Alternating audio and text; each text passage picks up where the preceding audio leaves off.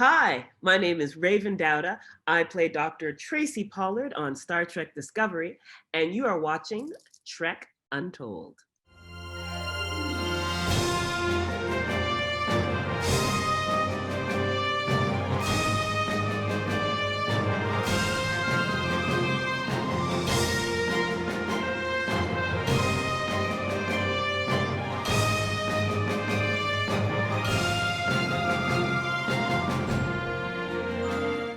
Hello and welcome to Trek Untold, the Star Trek podcast that goes beyond the stars. I'm your host, Matthew Kaplowitz. And more importantly, welcome back to what is essentially Season 2 of the Trek Untold podcast. As you regular listeners know, I posted an episode about 6 weeks ago explaining that I wanted to take a little bit of a summer vacation, and that summer vacation kind of extended itself another extra week or two, because I ended up working on another video for my channel, which took a lot of time and a lot of energy. And if you guys want to check that out, it's actually a video titled How Comic Books Reacted to 9/11, which is a look at the 20-year history of comic books and all the different types of comics and how different artists responded and reacted to the events from September 11, 2001 using their art. As you can imagine, that was not an easy video to make, and neither was having to binge so many of those comics one after another.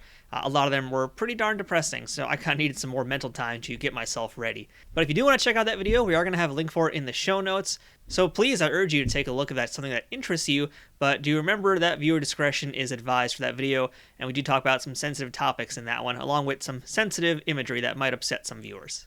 So let's meet who our first guest back to this vacation is gonna be. And for that, we're taking a trip to sickbay. The role of the Doctor on a Star Trek show is one that comes under a lot of scrutiny from fans. If you ask somebody which Doctor they would want on their starship, it will probably turn into a more heated debate than the age-old Kirk versus Picard argument. And if you mention Dr. Pulaski in the same sentence as Dr. Crusher, fistfights will break out, that is a guarantee.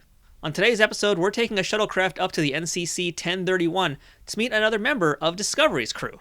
Raven Dauda plays Dr. Tracy Pollard in the series, the physician who briefly replaced Dr. Culber while he was temporarily dead, because Wilson Cruz's character was stuck in the mycelial network, and don't think too hard about it, it's just a mushroom thing. Raven has so far appeared in 12 episodes of Discovery across all 3 seasons to date, and she will be likely back for Season 4 and beyond.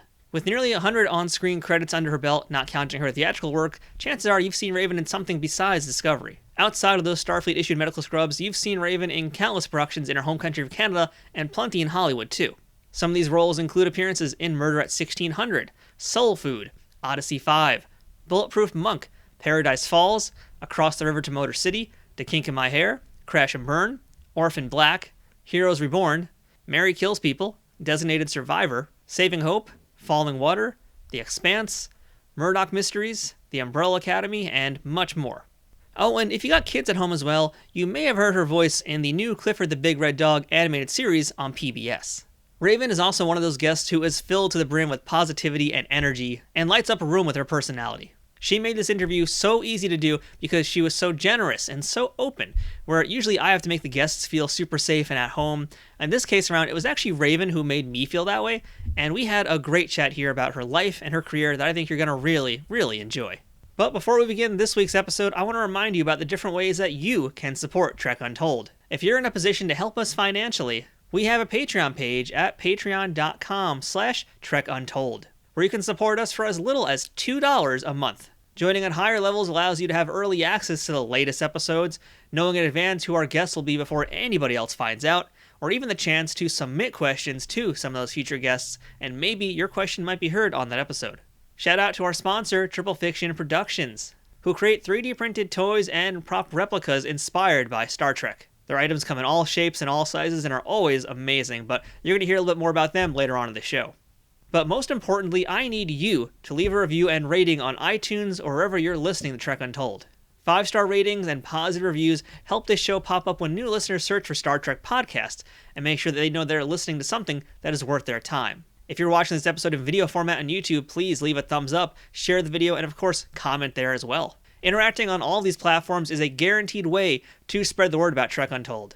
So if you've been a fan of this show, please do take action in whatever way you can and help make sure that Trek Untold can reach more listeners just like you who are going to love this type of content. And don't forget to follow us on our social media pages, which includes Twitter, Instagram, and Facebook. All you need to do is type in @Trek Untold on any of those platforms, search for us that way, and you will find us just like that. You can also watch the video version of this episode on our YouTube channel, which you can subscribe to at youtube.com/nerdnewstoday. The video versions are released on Sundays, so the audio version will always come first, but if you prefer watching it, that's the way to do it. We also do a lot of other Trek-related content there, including toy and book reviews and plenty of other stuff, so you might want to take a look too, just so you can indulge and get yourself a new daily dose of Trek nerddom however way you like to get it. Now, without further ado, let's bring in this week's guest and get this episode started. Computer, beam in this week's guest. Hello and welcome back to Trek Untold. And now joining us on the other side of the screen, we have an actress who you've seen in many things, and a lot of things you probably haven't seen. A lot of them has been only over in Canada, but we're going to talk all about that today. And of course, plenty of Star Trek Discovery discussion, and that is Miss Raven Dauda. Raven, how are you today? Hi, I am great. Thank you. Thank you, Matthew, so much for having me on this show. Yeah, it's so great to chat with you because, as we were talking off camera before we started recording this, there aren't like a ton of interviews out there with you. So I'm really intrigued to find out more about your story and who you are. Yeah, I'm a little bit mysterious. I ain't gonna lie. I'm quite a shy person actually, and so I've been learning more and more because the fans and people they just wanna get to know me. So I'm learning. I am I'd like to say, an introverted extrovert, if that makes sense. So I'm really honored to be here. Thanks for reaching out, and I'll try to not trip up. I'm sure it'll be fine. It's me who's going to be messing up every 2 minutes. Don't worry. That's why I ask you the questions. I just sit back and watch. Oh, I see. Smart. That's smart. the trick to being a good interviewer. Don't talk. Let's go ahead and jump right on in here. And my first question for you, Raven, is what's your earliest memory of Star Trek? Oh my goodness. Okay, my earliest memory, and this is the thing, like we grew up on Star Trek. I grew up with it being in the house, and that my mom loves Star Trek. And it was like our special time. Like we'd have just TV time where, you curl up on the couch and you watch Star Trek. And so I remember like the first episodes. And I remember having a little crush on Captain Pike because he was just so cute. But it's always been, Kirk and Spock and the fights and just like them going back in time and stuff. So my earliest memory though is just cuddling up on a couch with my mom watching Star Trek. That's great. It's so funny you mentioned Jeffrey Hunter too, because he's barely talked about in the Star Trek world, despite him being part of the original pilot. I mean, they know that, but beyond that, his career has been amazing too. Yeah.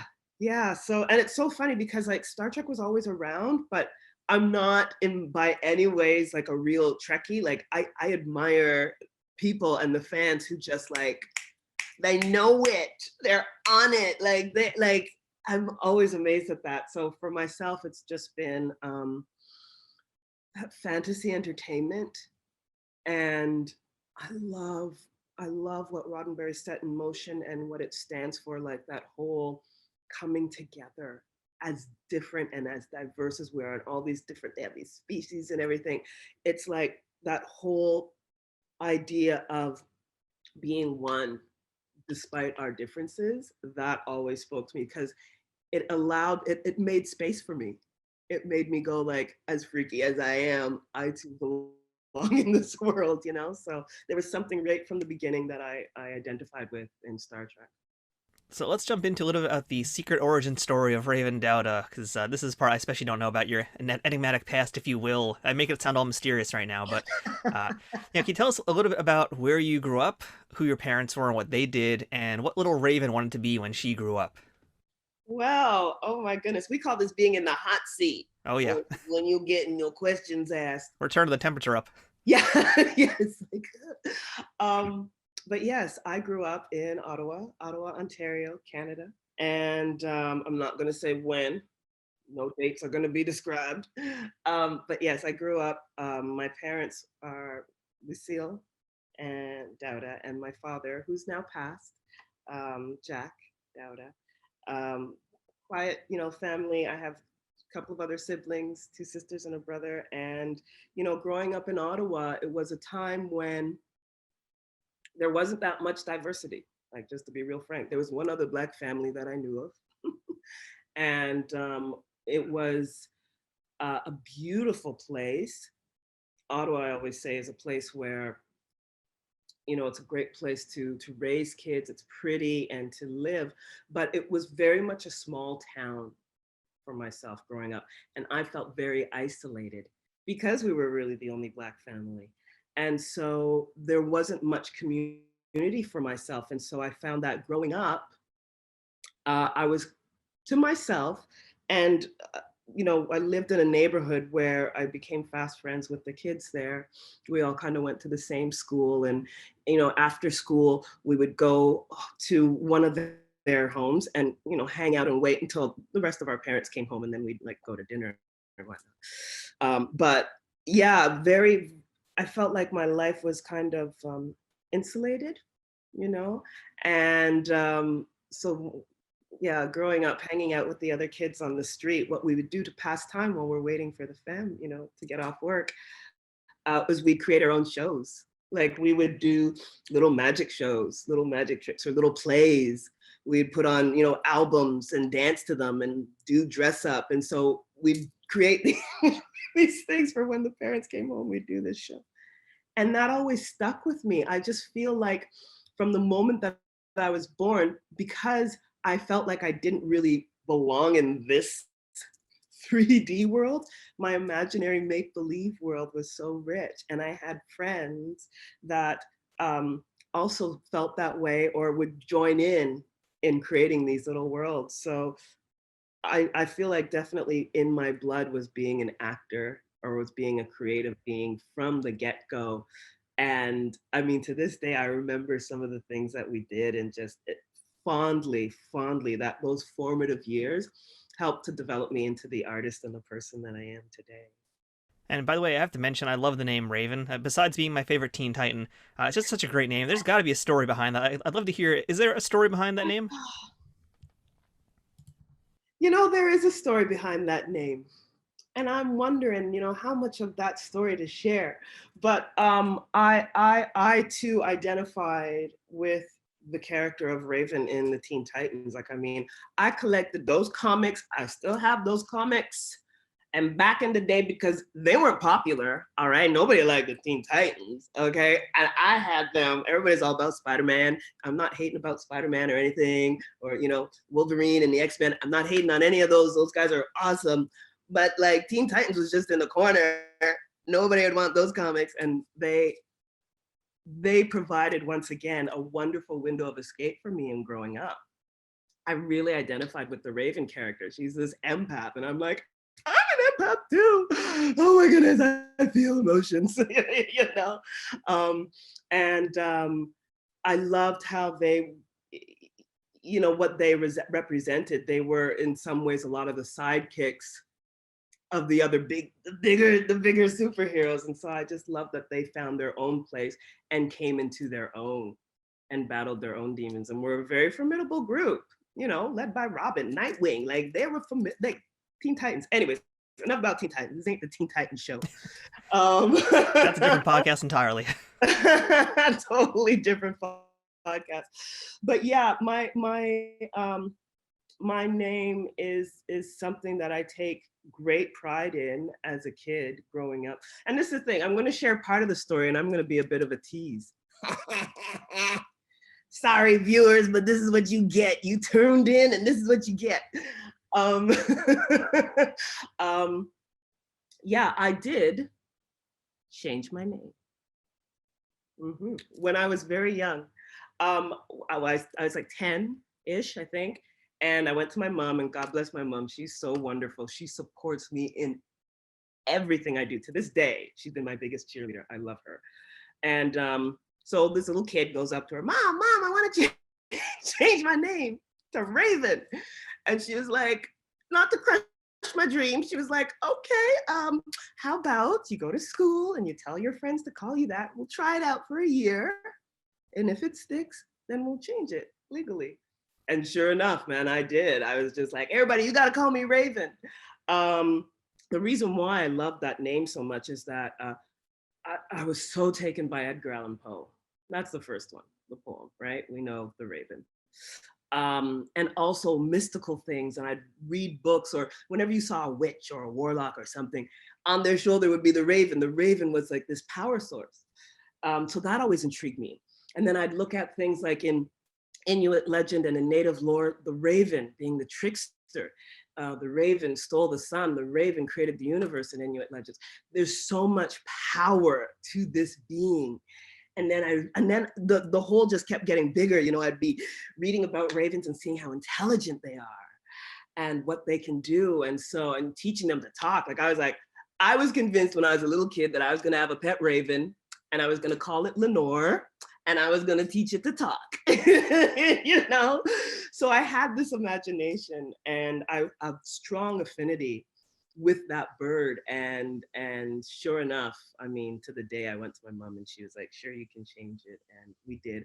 I did keep my birth name as a middle name, but I'm still not gonna share what that birth name is. That's the tease. All right, what if I cast a spell here to get it from you? Azeroth, Metreon, Zinthos. Is that working? Nice try. Yeah, the name has been saved to protect the innocent. But yeah, We'll leave it at that then. It's something that I feel is so important. I've been learning that how in certain cultures, you know, the child adopts their own name. They go out and it's sort of like a rite of passage, and then you claim who you are.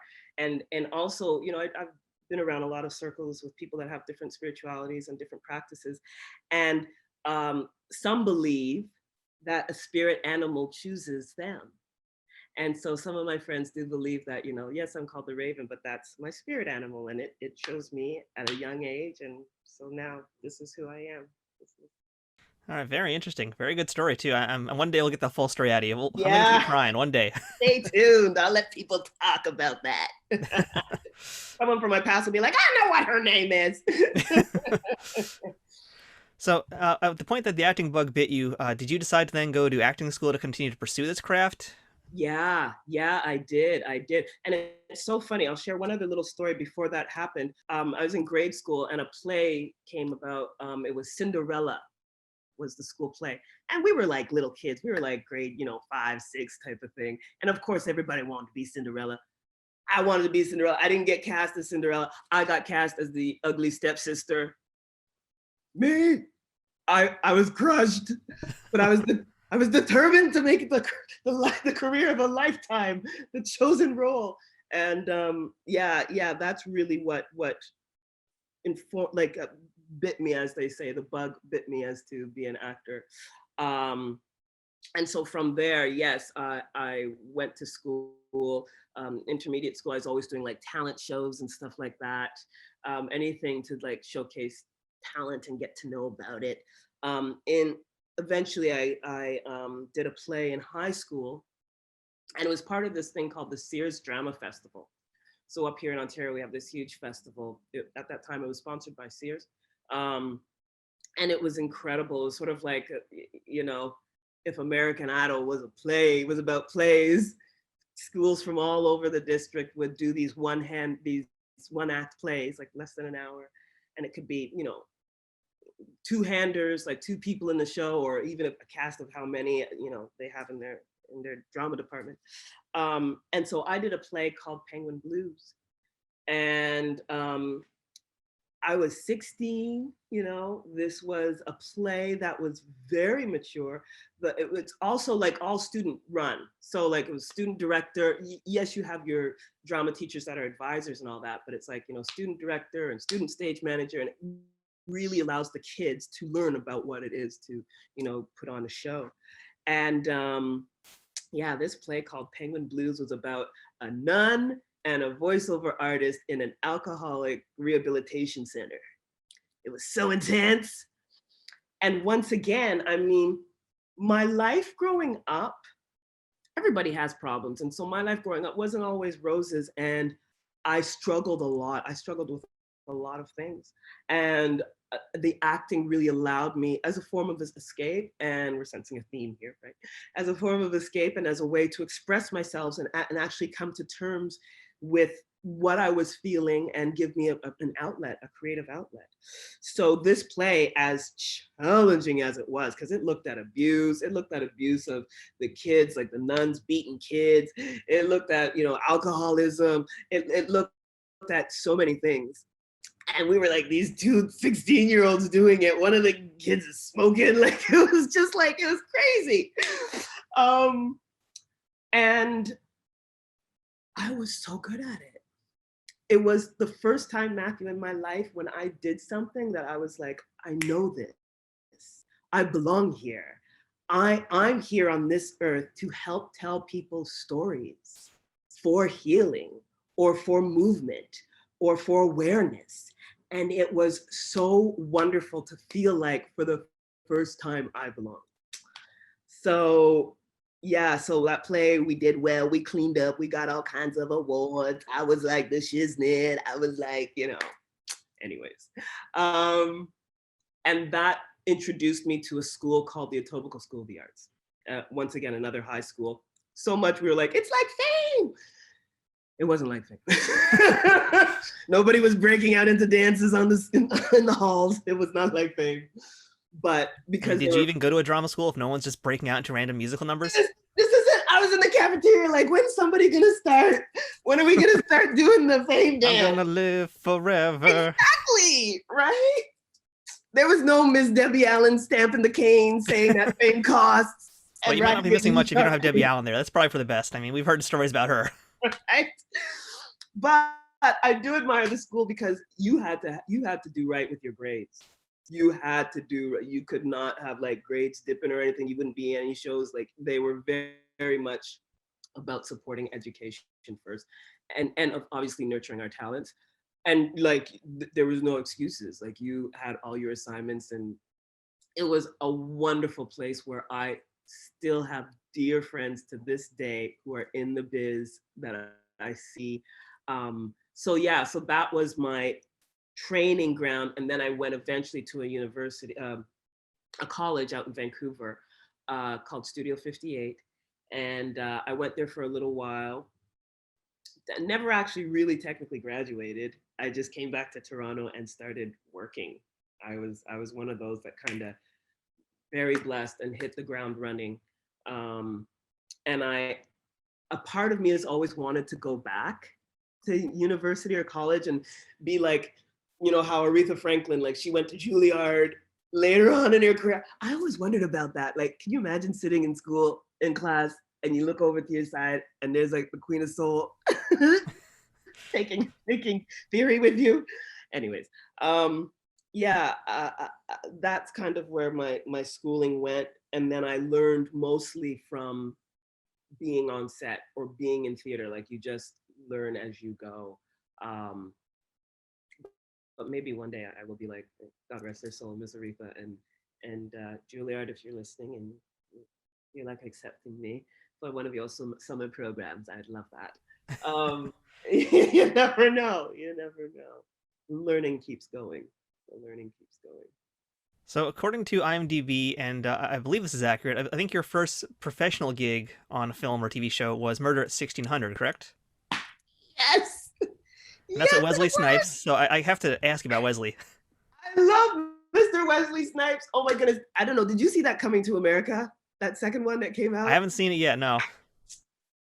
Good times, man. I know there are a lot of people hating on it and stuff and it coming out and everything, but I loved it. I thought it was a good family fun thing. And Mr. Wesley Snipes just turned it up. So big shout out to you, Wesley. It was so great seeing you back on the screen and coming out in that glorious way. So just got to say that. But yes, Murder at 1600. Here I am, a waitress in Toronto. I get this gig. So excited. Wonderful people. The producers, everybody, they're wonderful. I happened to work at that time, I worked at this restaurant called Yoso's in Avenue and Davenport, and it's in this area of town where it's like near the Four Seasons, and all the celebrities come and have dinner, and it was incredible. Owned by a beautiful family who's artistic in their own right. The owner, he's passed now, but at the time, when he had started up, he had a show like on CBC, like a folk song variety show with his singing partner Malka, I should say, and so he was very familiar in the industry and he knew so many people. He knew people like Dali and Picasso, like So at Yoso's, I would meet sometimes these people that I'd be working with eventually, right? And so when Murder at 1600 came around, I was the classic actor being a waitress. And then I got this job, which was playing a waitress, very meta. But I was so excited. Matthew, this job meant so much to me. I had one line originally, which was, get you something? Get you something? By the time I got the script, and scripts always go through rewrites, it had been cut to coffee. Just the word coffee. Don't you know Miss Raven was practicing up and down in her apartment, coffee, coffee, coffee, coffee? My brother still makes fun of me to this day. And that's how much that role meant to me. It started everything off. It was wonderful. I remember seeing it in the theater, my head on the big screen. That's where it all began. And I hold it in my heart so dearly. Such a good time. And you were really working the Meisner method there to get that coffee to sound right, it sounds like. I did. Like I said, to this day, my brother's still like, coffee, coffee. You got to make the most of everything. I'm sorry. As an actor, man, you work it. You work that ish, man. You work it.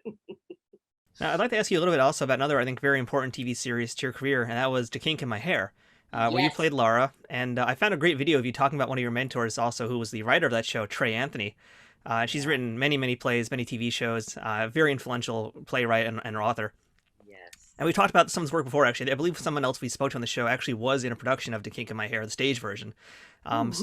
So I'd love to actually hear a little bit about your experiences working on that, and also just if you can tell us a little bit about Trey Anthony and how important she's been to your life and your work. You know, The Kink in My Hair, it re-evolutionized everything for me as far as understanding what the power of theater is. Before that, yes, I'd known how influential theater was, but I really saw it as, you know, we go into a theater and the audience sits back and watches a show, is entertained, and then we leave. With The Kink, it really showed me how the origins of storytelling are still in play right now, how we actually need them, how theater is a communal environment. And so the audience is an active part of it.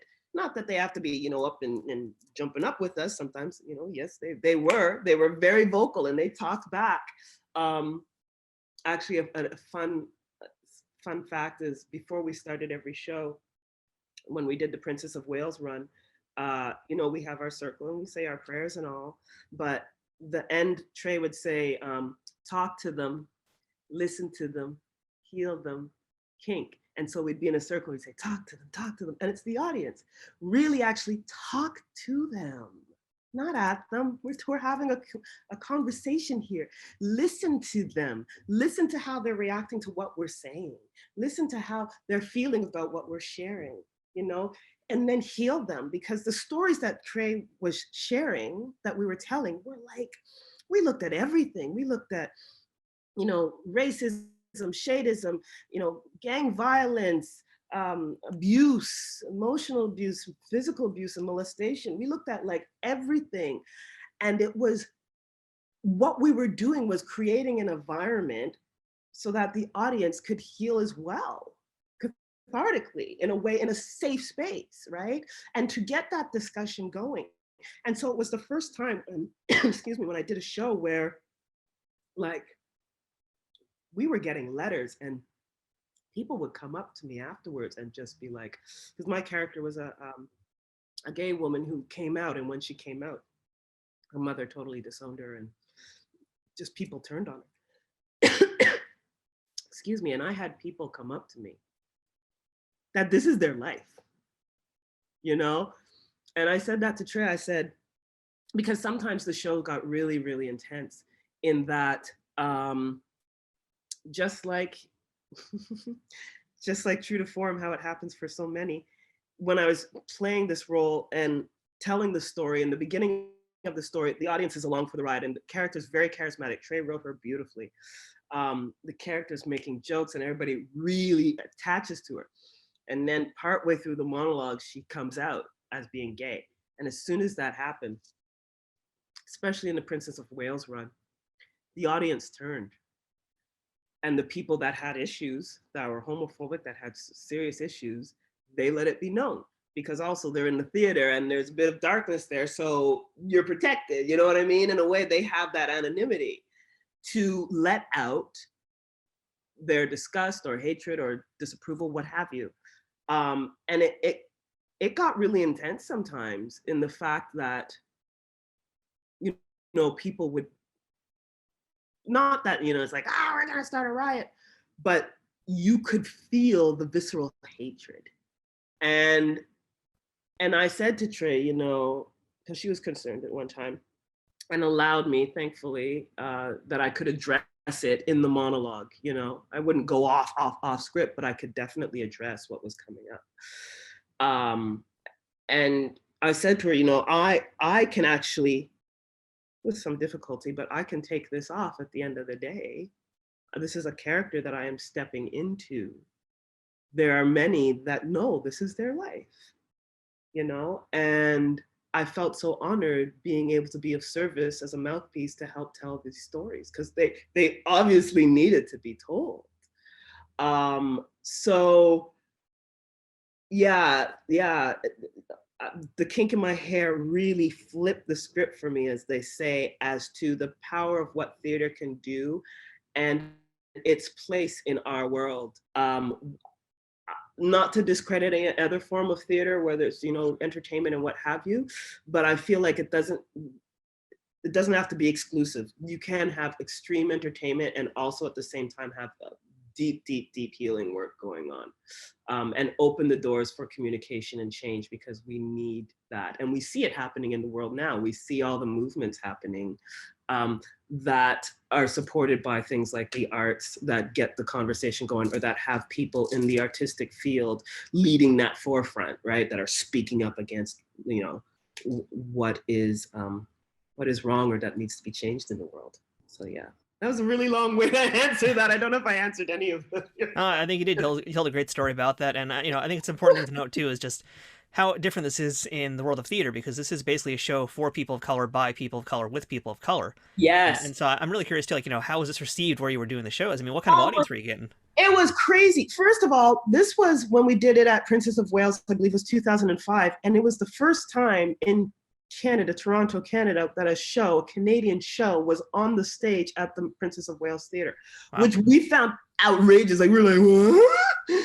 Because there's so much talent. Canadian stories matter as well, you know, but there's something about always having, you know, shows flown in and doing shows from the States once they hit big, or from England once they hit big. Let's bring Lord of the Rings, let's bring, you know, and no, nothing to say against those shows, but it's just, I think we do a great disservice to ourselves as Canadian when we import things without even just looking at what we have right here in our own backyard.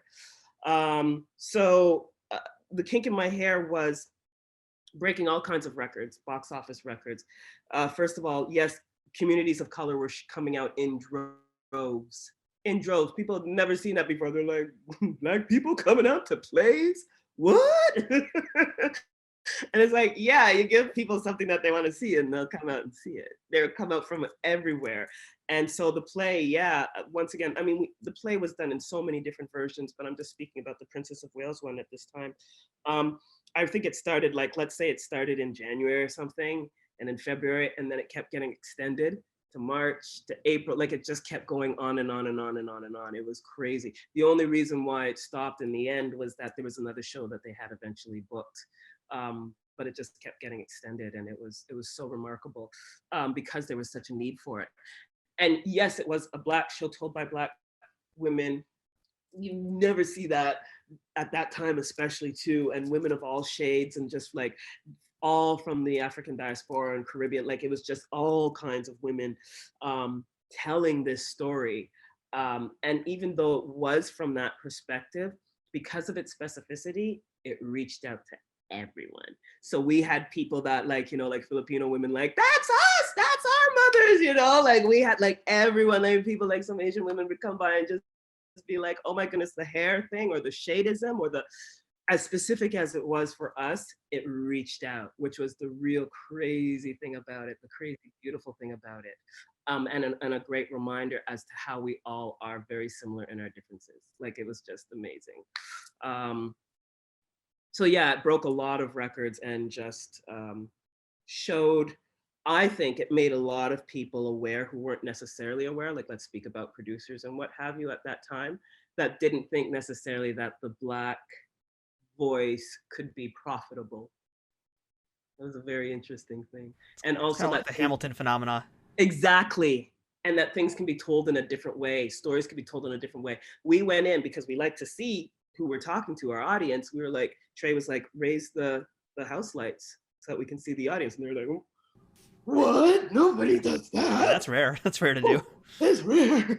We actually want to look at the people that we're talking to. We actually want to have a relationship, a meaningful relationship in this time. If they're giving up their time and we're giving up our time in this space, let's really make it something. So it just let me know that things could be done in a different way. Because Trey, part of Trey's legacy, I keep bigging her up and how she changed my life was in telling your own story, because she wasn't getting any work or nothing. She like before the kink, she got a lot of no's, you know, like a lot of no because you're too this, you're too that, you're too all the things that we hear that are from somebody else's perspective, from the norm of what we see in this entertainment industry. So if you don't fit that box, we'll forget it. And Trey was like, well, I'm not gonna forget it. I'm gonna write my own thing. I'm gonna make myself my own star because that's what I am. And sure enough.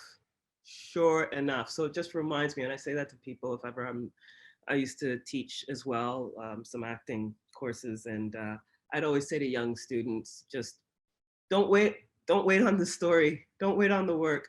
You got a cell phone, you got an iPhone or something, you got a friend, write some stuff down and film it if you want, like create your own work. And we see now, especially in today's time with YouTube and all that stuff, there's no excuse. You make your own work.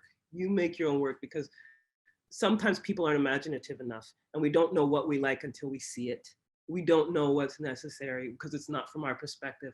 If it is coming to you, if it's something that you really want to see or do or feel, that's why it's coming to you. You are the one to do it. You are the one to create it and put it out there. And then the rest of us will jump on board and say, ah, yes, great idea. I knew that person when. Great answer. Great answer. So Thank let's you. go from the kink in my hair to the hair salon, because I got to talk about the Umbrella Academy. Because I was a fan of the Umbrella Academy, and I didn't realize you were in it until I looked back and I was like, oh, she's Odessa. You're Odessa from season 2. You're on the hair salon. I love your introduction, by the way, into the series where you pull out the razor. Yeah, right. I love they add that little sound effect of the switch. Like, Perfect. I love it. My little Edward Scissorhand moment where I'm just like, Odessa will cut a bitch. I'm sorry. You do not want to cross Odessa. Oh, she's an amazing character, and you got to work with Amy Raver Lampman, Yusuf Gatewood, and just everybody else in the cast too. But such a great show, such a great cast. I'd love to hear some stories that you got from the Umbrella Academy. Oh my goodness. Well, Umbrella Academy came along and it was one of those auditions, those rare auditions where it just clicked right away. Like I knew this woman. I wasn't like scared about, oh, how, like she just came in and that was so joyous. And then to be received and supported by the producers and the director, like everyone on that show works at such a caliber that I admire. And yeah, working with Emmy and everyone, like they're just like amazing people. And so Odessa, I love this. First of all, just a side note, I just love how the roles that I get to play, like I look very different in all of them. And that's helped me with my anonymity a little bit. Like that's helped me because like a lot of people don't know that I've been in this biz for a minute, as they say. I this ain't my first rodeo show. And I look real good. I got my mama's skin. So, you know, but I've been in it for a while. And I love the fact that these characters come along, and Odessa was the perfect one in that 60s period piece and the hair and the wardrobe and everything. Like they did that to the nines. They were meticulous in how its accuracy was. And so that was a real joy to be a part of a show in that way. And to help tell the stories of this time and the sit-ins. And I mean, like, oh my goodness, the eerie thing was, you know, is how far have we really come? Like we're telling a story where they're back in time, but really it could be now. there was something very saddening and just disappointing about that. But also it reinforced the urgency and the necessity of telling this story as well. So a part of me felt once again really proud to be in that environment, and to also just geek out and sit back and watch. Like, I'm like, oh my god, there they are, and even though I didn't have any scenes with the other the other ones, I still got to see them and just geek out and be like, I really love you. Robert, you're amazing. Oh my God. Can I give you a hug? Elliot, you're the best. Oh my goodness. I just want to, like, so much love and respect to all of them. And I'm so proud of the success that they're receiving. And I love that it's a show that is filmed here and gets to utilize and showcase many talents that are Canadian or that we adopt as Canadian. Sometimes Colm, I'm thinking of, because he's American, but we adopted him, right, as Canadian. So because a lot of people think he's Canadian, and then I looked it up. I was like, yeah, he's Canadian. And then I looked it up, like, oh no, he's not. But I digress. The point being that Umbrella Academy is just, yeah, it's a highlight. It's a highlight on my reel, and yeah. I wish them all the best. Yeah. Trek Untold will return momentarily. Trek Untold is brought to you by Triple Fiction Productions. If you're a Star Trek cosplayer looking for props, or toy collector looking to spice up your shelves, Triple Fiction Productions has you covered. Triple Fiction Productions produces affordable and unique 3D printed Trek-inspired products from the original series, Next Generation, Deep Space Nine, Voyager, Enterprise, and the movies. You can expect the same amount of care and attention to detail in any of the items in their catalog, whether it's a prop replica for use in a fan film, or a part of a cosplay, or accessories and playsets for figures from Playmates, Migos, or Diamond Select. Own your very own tricorder or phaser rifle with working lights, the bridge of the Enterprise E for your Playmates figures, or any other item from countless species and ships from the Star Trek universe. All products are 3D printed in the USA and are constantly evolving and improving based on fan feedback. To learn more about their products, visit them at triple-fictionproductions.net or on Facebook at facebook.com/triplefictionproductions. Triple Fiction Productions, taking Star Trek where no 3D printer has gone before. Hi, I'm Armin Shimmerman. And I'm Kitty Swink. 17 years ago, I was diagnosed with pancreatic cancer. I didn't know it at the time, but I had a 4% chance of surviving 5 years. As her husband, I was very scared. But he never let me see that. You are a rock. Thank you. Thank you. Pancreatic cancer is the third leading cause of cancer-related deaths in the United States, with a 5-year survival rate of just 10%. We want it to be much higher. Much higher. It's 6% better when I was diagnosed, but not high enough.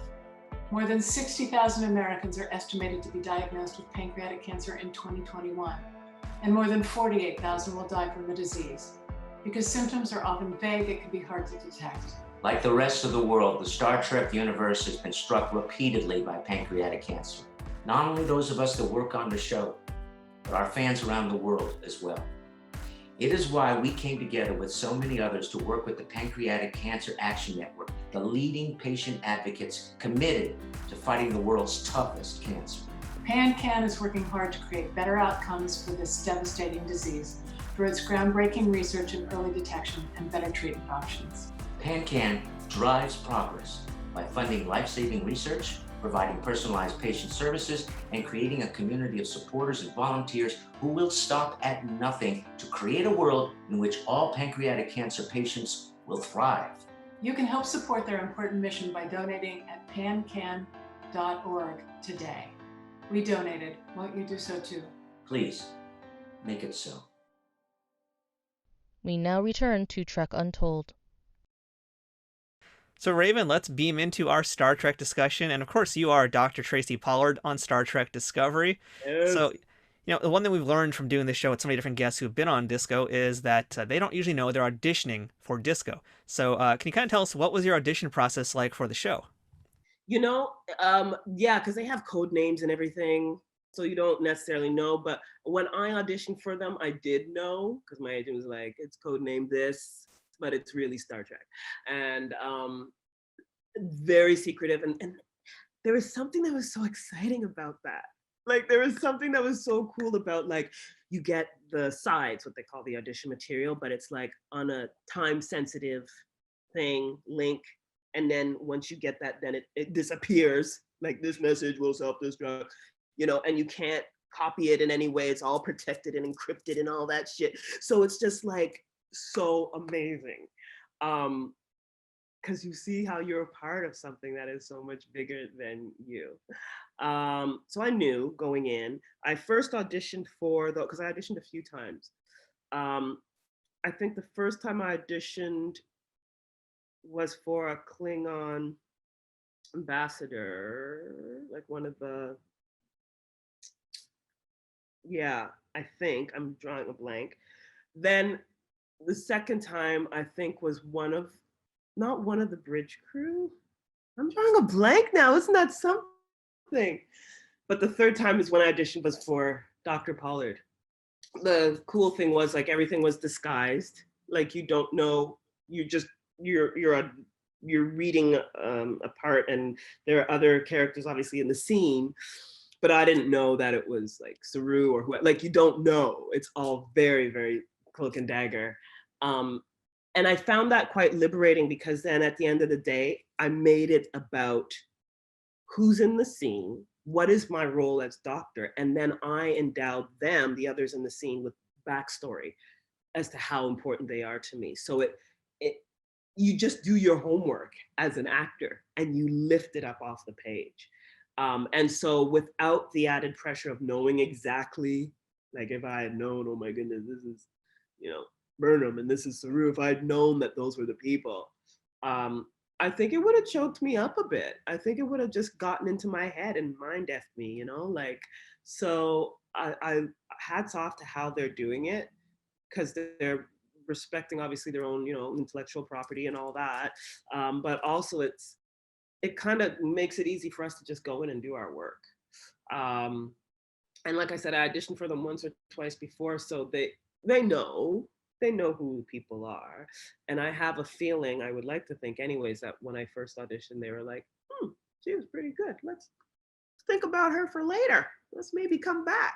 And I'm so honored that they did. Like, it's really cool. Yeah. And when I got it, I didn't actually, I couldn't believe it. I think I had an out of body experience, and I floated around somewhere, and then it's like, you have the best news in the world and you can't tell anybody. Like, I was like, what do I do with this? Am I gonna like blow up? Yeah, that's kind of what happened. So you book the gig, you're now in Star Trek, and at some point you've got to go get fitted for your outfit. So you get to wear a Starfleet uniform, and yours is very special because it's the white uniform. So tell us about the uniform fitting, and how does it feel wearing that thing? I mean, I've heard from other people that it can be a little bit tight sometimes. It's restrictive. It's a skin tight white onesie. Yeah, it's a little unforgiving. It's like a hug. It's like a really long hug. And it's like, it's just letting you know that it's there. I actually like it because and also I'm a fan of like corsets and stuff. Like, I did a show, a theater gig that featured corsets.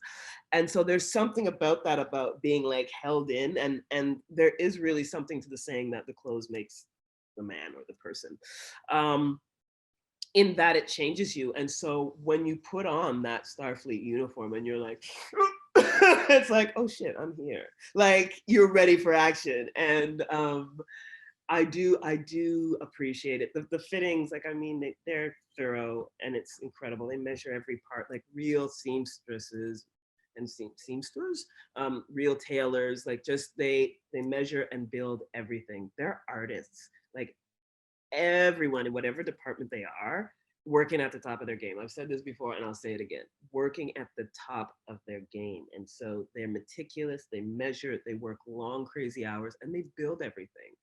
So that was a great process to just, you know, come in and see out of nothing, all of a sudden, your full uniform appear. But yeah, no, I definitely was very conscious about, okay, stay healthy, Raven. Don't go crazy now.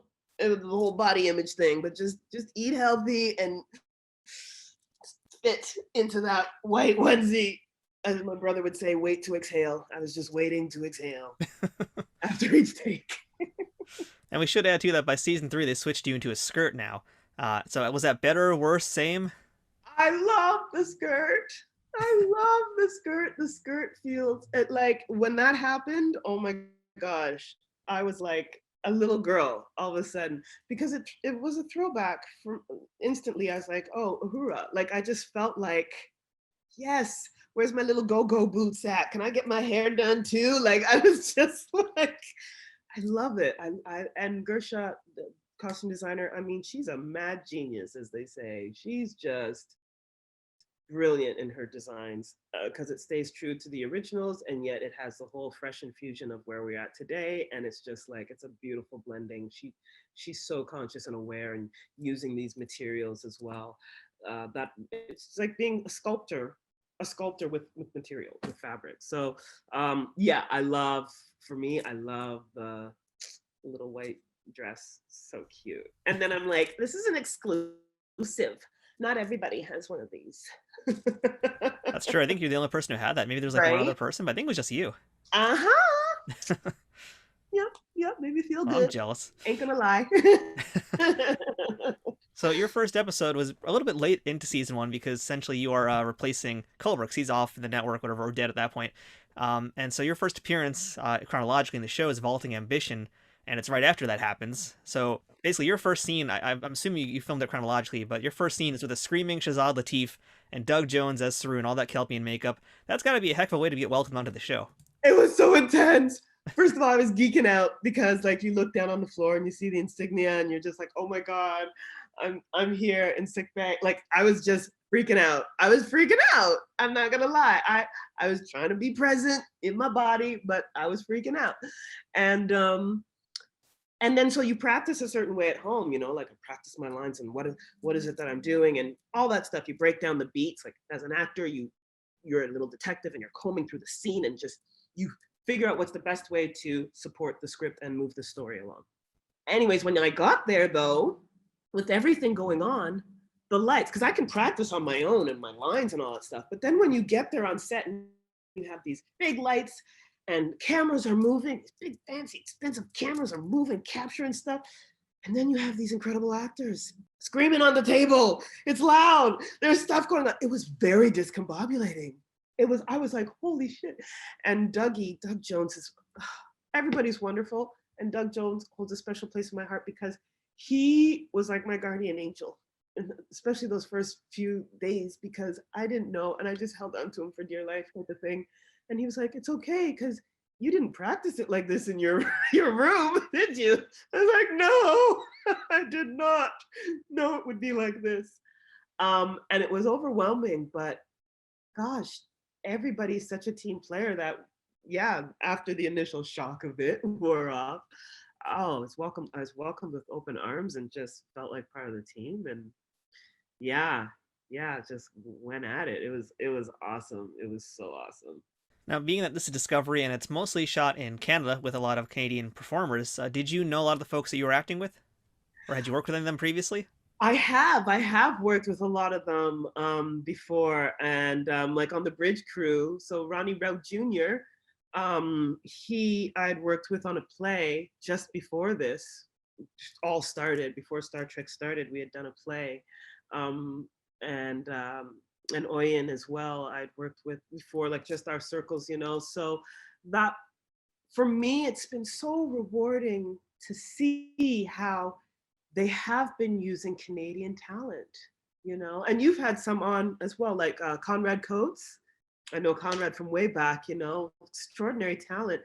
And so to see the show really use them, because I mean, sometimes, let's face it, American productions will come up to Canada, they get a tax incentive, a nice tax break, and they just have to say that they've auditioned people, but they don't necessarily use Canadians, and they'll bring their American people up.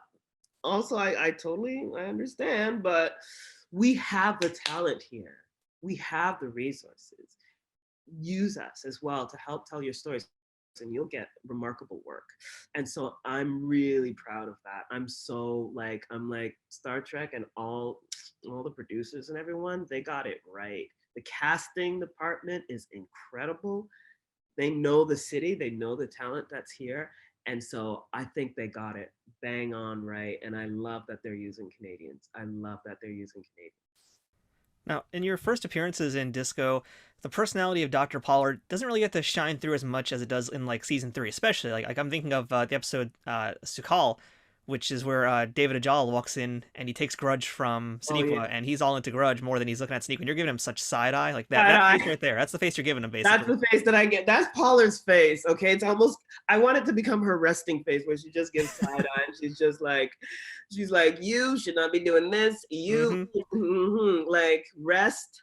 Go get some rest, okay?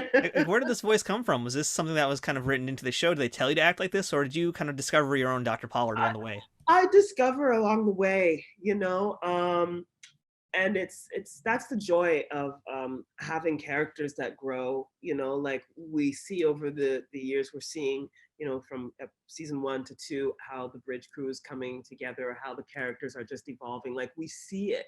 And so more and more their personality comes out. So yes, for me, that was just a natural, that just kind of came out because it seemed to really fit. Also, fun fact, side note, I had met David Ajala in Falling Water. So there was a show that was done here in Toronto some years before, not that long ago before. And we didn't have any scenes together in that show, but we knew of each other. And so there's already maybe a little bit of rapport built in, so that I felt that way. And seeing him here and with the cat, with Grudge and everything, it just naturally was the natural reaction to give his character. So yeah, really cool. It was a perfect reaction too. I love that scene. Just oh my god, so much attitude, so much sass right there. Body language, nailed it. Thank you. So were there any like real life inspirations that you brought for this character? Or I mean, do you know anybody in the medical field even that you pulled from to maybe say the medical lines a certain way? Or how did you end up finding this voice? Oh my goodness. I do a lot of studying as much as I can, because there are a lot of big words. Yes. We call that technobabble in the industry. Technobabble. And I'm like, I gotta figure out a little bit of what's going on here. So I do ask around. I do have some friends in the medical field, but really it's Google, because just to keep things really private, because then people are like, what are you asking about and what for? I just do a lot of stuff Googling online because I respect the integrity of the piece. And yeah, I mean, let's face it, Star Trek has had such an incredible legacy with its doctors, and they all bring something. And I feel like personally myself that I've watched over the years, and maybe not overtly or consciously, but some of that has seeped in. Some of that has definitely seeped into me. So my sweetheart's he's gonna razz me on this because I always mispronounce his name, but the holographic doctor that I'm thinking of in particular. Just sometimes the attitude and understanding that at the end of the day, doctors are people too. They're fallible. I was gonna say we're fallible.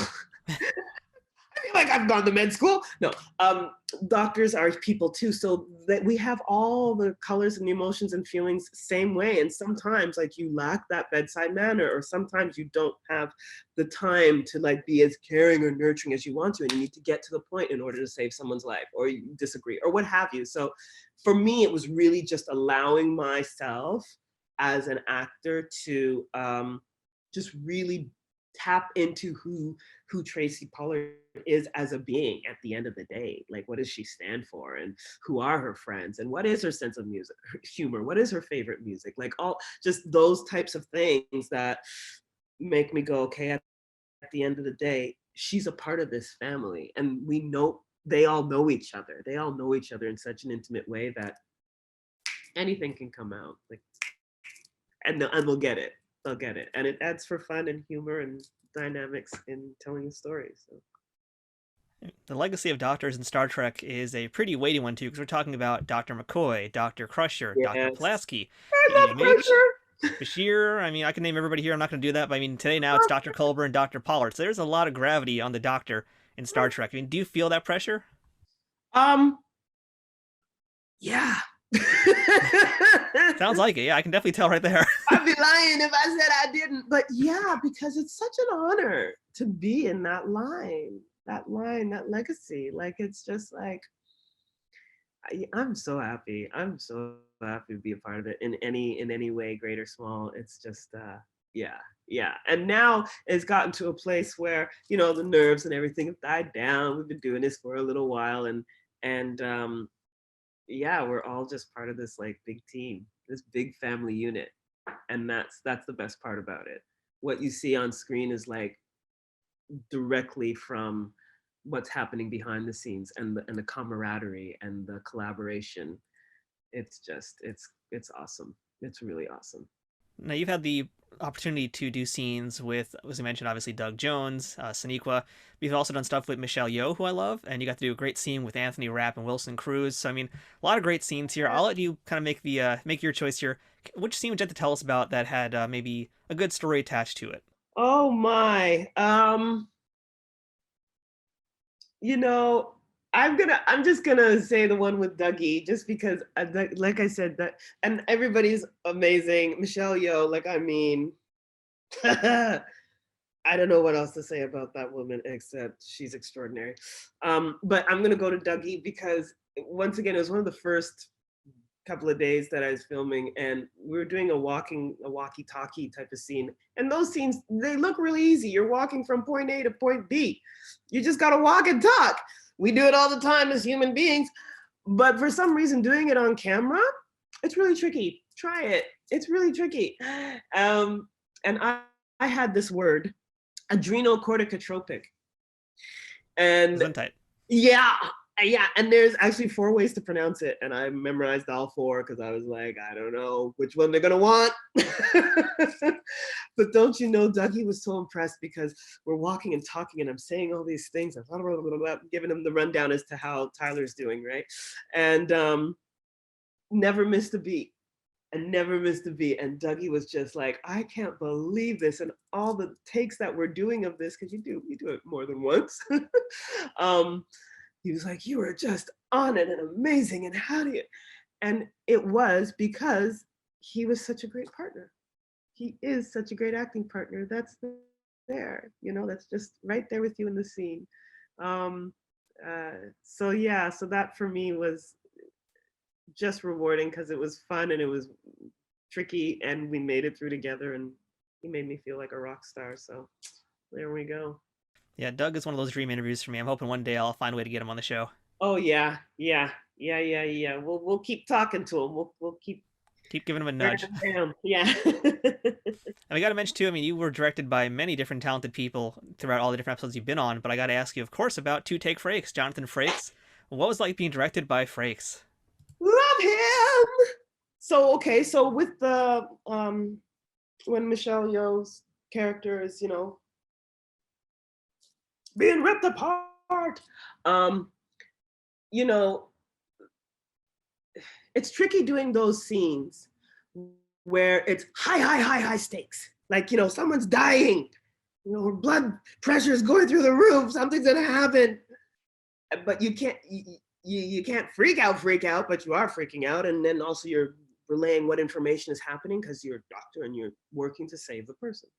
And it's a tricky thing to do. And Two Takes Frakes, he's just so wonderful as a director because what he does is he puts you at ease. Because you can feel kind of like, am I being too much? Is this too melodramatic? Like it can feel like you have, as they say, egg on your face, like when you're like, oh, what am I doing? And he was just like, there are no mistakes. He's like, we're all figuring out the camera, we're figuring it out too. He's like, you can't do it wrong. The cameras, we're over here. You guys are there. Let's just go. Let's just keep trying. And it was so refreshing because it took all the pressure off.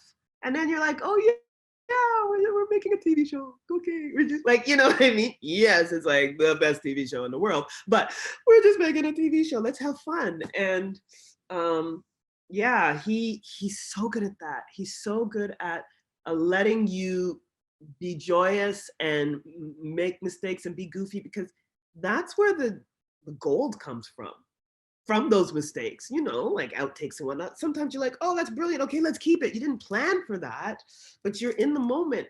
And you can't be in the moment if you're freaking out about like technical or where am I or how am I doing this? No. And he does what a director, you know, really should do, in that he guides you and he lets you know it's okay, I got you. And that's just like, and he does that in like 2 seconds. Like a lot of people sometimes have to work at creating that safety or that rapport. He does it, he says 2 words and you're like, oh, what do you want me to do? You want me to cluck like a chicken and jump on my leg? Okay. Like you'll do it because it's like, you know that he's got your back, right? So yeah. Discovery is a very inclusive show, and it excels at showing a very diverse and realistic world, not just for the present, but of course for the future. Now, was there a moment for yourself when you're on set and you just realized that you're basically, you know, that kind of notion dawned on you that this is a show that's for everyone and showing everyone in the world, not just basically, you know, 10 white people on the bridge and then 1 token on the side? Yeah. Yeah. I noticed that right away. And when I saw that, I was like, okay, this is definitely a new Star Trek in the same vein as to what Roddenberry would want. Like I'm just like, the legacy lives on in a greater way. So seeing the diversity, the cultural representation, seeing a lot more women, having a lot more women behind the camera directing, you know, Hannah Lee directing this. She did some episodes, and then Picard, and like the first episode of Picard, she did, like, I was just like, this is great. We are seeing this, people of color, and incorporating, like, you know, all, I'm just, a part of me is like, yes, it took a while for us to get here, but we're here. And I'm very thankful for that. I want to see more inclusions, people with all kinds of abilities or disabilities, as we sometimes call them. I want to see more of that. We already have seen some, obviously, but I'm excited for those members, those actors in the acting community who have whatever varying degree of disability being incorporated as well into the show. So yeah, I don't know if I answered that question as well, but I think they got it right. I think they got it right, and need to continue to move in that direction. Absolutely. And I know some people complain and don't like change, and but this is the world that we live in, where everyone needs to be represented on screen, and there is room for that. There's absolute room for that, and it makes it a better story. So I listened to your diversity in Star Trek panel from the 7th Rules virtual TrekCon, and you spoke about how many of your earlier roles were stereotypical characters. And, you know, that panel also had Sirach Lofton, you had Conrad Coates, we talked about, you had Michelle Hurd. And I can tell you from doing this podcast with all sorts of other people of color, it's a shared experience across the board in Hollywood, where they're getting stuck with these terrible stereotypical roles. And, you know, it's basically only really the last 10, 15 years where things have started to broaden and the definition of who can play a part has expanded. Yeah. So, you know, you hear a lot of Discovery pundits will say things like, quote unquote, go woke, go broke, or that they're against the forced diversity, if you will. So, you know, what do you say to folks like that? What's your response to that type of thinking? You know what? That's fear-based thinking. And I understand, because people don't want things to change. Because they feel like something's being taken away from them. So if you're used to seeing your white self on the screen, and I'm just using white as an example, but if you're used to seeing that on the screen and now you feel like that's being taken away, you're going to retaliate. For some people, I feel like that's unfortunate, because that's not necessary. That's not necessarily as well the way things are going to work. There's room for everyone at the table. There's always been room. And the whole go woke, go broke, I think I'm laughing at it because it's ridiculous. And once again, in talking about the Kink, like, we proved that it's very profitable, actually. Look at Black Panther and the box office hits. That, like, it's just like, no. It's just your fear and ignorance talking. And so I'm the type of person though that I will not pay attention to what they are saying, because there are some people that will just not be happy or content with anything, other than the way things used to be and seeing it that way, and that's how they want it. Men should be the captain only, should be white, this is how it should be. Like, like that's for some. I just feel like that's so limiting, and I think that they are missing out on so much more. It can be such a greater ride. So yeah, that's where I stand on that. So Raven, I've talked to a lot of folks who have been part of Discovery, and every single one of them has said that it is one of the best sets, if not the best set they've ever worked on. Is that the same experience for you? Yes. Oh yes. This is the thing. Like I said, like people are meticulous, and it's like whoever, I don't know how it started. I guess it's from the top down, but whoever hires the people in the different departments, it's like every department, the people are working at the top of their game. So the set builders and constructors, the painters, the carpenters, all that, the cobblers that build the boots for your costume, the wardrobe, all that, everything, like everyone, all the ADs, the PAs, the production, like they are all so, the only word that keeps coming through my mind is dedicated, just dedicated to their work. That I show up and I'm like, oh, yo, you guys raised the bar. You raised it so high that I gotta get my high jump pole and just try and vault over it, because it's just, it's humbling, but I go, oh, this is why Star Trek is so good. Like, this is absolutely why. It's what goes into it, The proof is in the pudding. Like, you're like, okay, it makes sense then. It makes sense that the sets look so real, because they've really built them to their best. Like even the props all work. They come by and explain how certain things work. I'm like, oh my gosh. Of course, they collect them back at the end of the day. I can't take any souvenirs. But yes, it is, I have to say, one of the best, if not the best sets, because the way everyone works and how they acknowledge each other. Everybody, it takes time out to absolutely do that and give props to each other to say, job well done. I appreciate you. Great work. And I think that's very important. It's a very healthy work environment. And, unfortunately, that's not always the case in a lot of sets. They have gotten a whole bunch better than back in the day. Like I'd say when I first started out, oh yeah, and then I can understand why we have all these things coming out about, harassment on sets and mistreatment and everything, because it's just the way it was for so long. But no, Star Trek, these guys, they are dedicated. And I really, for me, what I do whenever I go onto another set, I carry that way of being with me. So I act like how I do. And I think it's also just who I am. I'm not going to brag too much, but I just carry with me and act in a way that I'm like, we are Starfleet. We are proud. We're different. We act right. We treat people right. And that's everything. Great answer. So Raven, last thing for today here, and this is the big question now. What is the best thing about being a part of the Star Trek universe? The fans! The fans are awesome. It's so cool. Just people reaching out, saying, hey, getting stopped on the street, I love it. I love that I'm a part of this legacy that goes beyond, right? Like, I just feel like I repeat myself, but it's just like, it's a dream. It's so awesome being a part of the Star Trek legacy and just being like, yeah. And in my life and in my career, I can look back at the end of the day and be like, I did that. I was a part of that.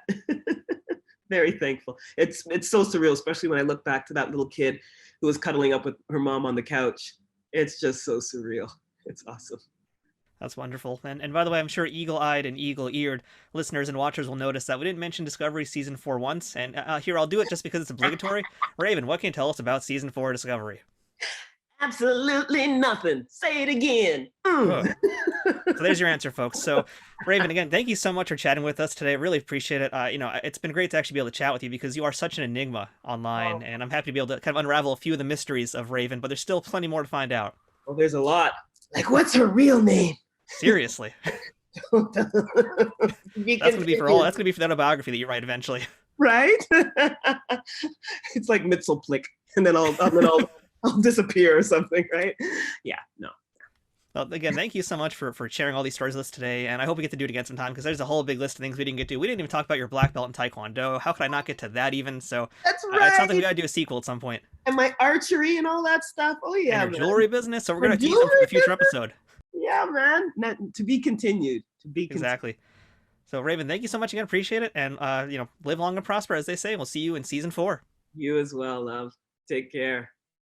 And that was our chat with Raven Dauda, who is such a truly warm and awesome human being. We'll definitely be catching up with her again after the next major arc on Discovery to see what's new with her character and discuss some of the things that we left off in this episode.